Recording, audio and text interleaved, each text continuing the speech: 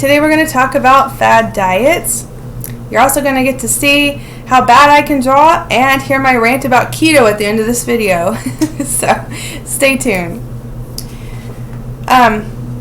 Today I wanted to talk about fad diets because I don't want you to be led astray from what good nutrition is. And I want you to be informed. That way you can make your own choices. I feel like there's a lot of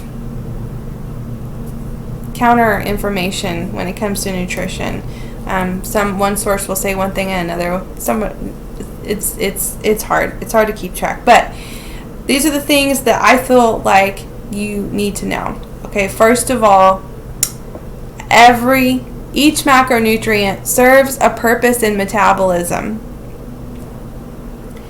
So if anyone is suggesting you remove an entire macronutrient from your diet, that's bad health advice. If your diet is so restrictive that you can't eat a carrot, that's not healthy. So the average healthy person needs their daily diet to be roughly 40% carbs, 30% protein, and 30% fat. If you're on a diet that is 1,200 calories per day or less, your metabolism and other bodily functions will slowly start to shut down. Body cannot function on 1,000 calories or less per day for a long time. And the other concerning thing about a low-calorie situation is that eventually you're going to have to start sacrificing one of the macronutrients. You're going to sacrifice carbs, protein, fat. You're going to have to choose in order to meet that number. Not to mention, you'll be missing out on vitamins if you have a super low-calorie diet, because you need different kinds of foods to get in your vitamins too. Alright, so let's talk about the purpose of carbs.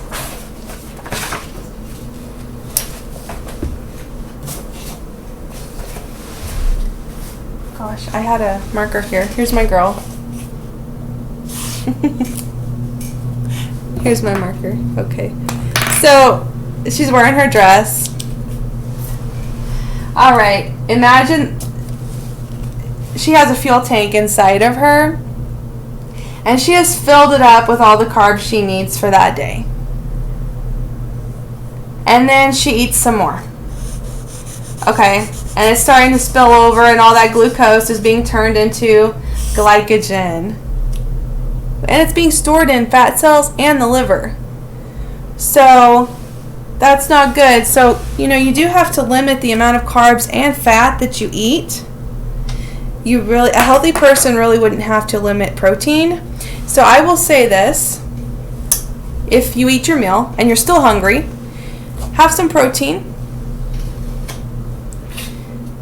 Also drink some water. You could be thirsty. However, if you are diabetic or have kidney failure, you do want to watch the amount of protein you have. But a healthy person, generally, they're just going to consume those amino acids, which are building blocks, and then excrete them through their urine. So if your kidneys are healthy, shouldn't be a problem. All right. And then, of course, we talked about proteins. Their job is to be a building block for everything. And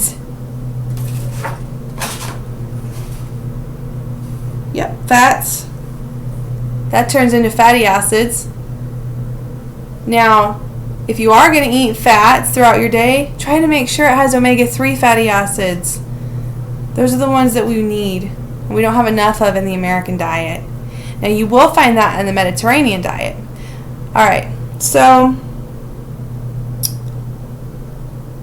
in the American diet, we have way too much omega-6 fatty acid, way too much saturated fat coming from animal protein, and fat is super important. You can't not eat fat, because you need that to make your hormones and to build your brain cells.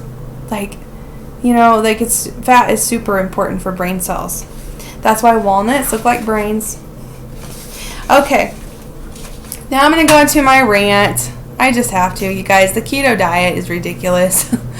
I would never recommend a high-fat diet to anybody, and if someone was going to do it, they would need to be closely monitored by a doctor. So I want to point this out, and it's not that meat doesn't give us protein. I'm not saying don't eat chicken, okay? That's not what I'm saying. However, let's look on the back. Let's look at how much fiber is in this chicken. It's right there. 0.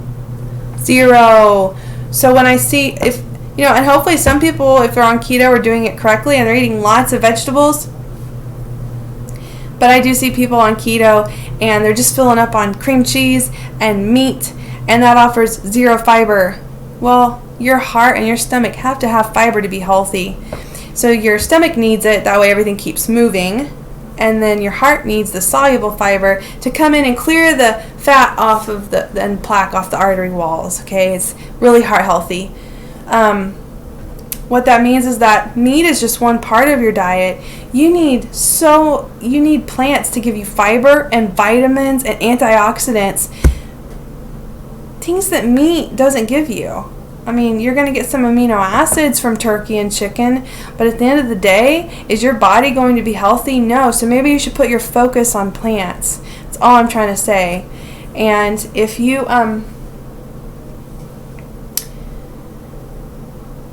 just make sure that, just know you can't overdo it on vegetables, protein, and water.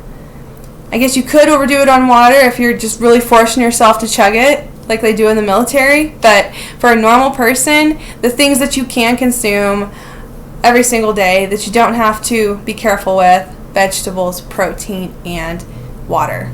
So if you're still hungry after your meal, don't worry. There's always things you can turn to, your go-tos. Just like we talked about go-to desserts. Make this work for you, and don't fall for every fad diet that you hear about. All right. See you next time.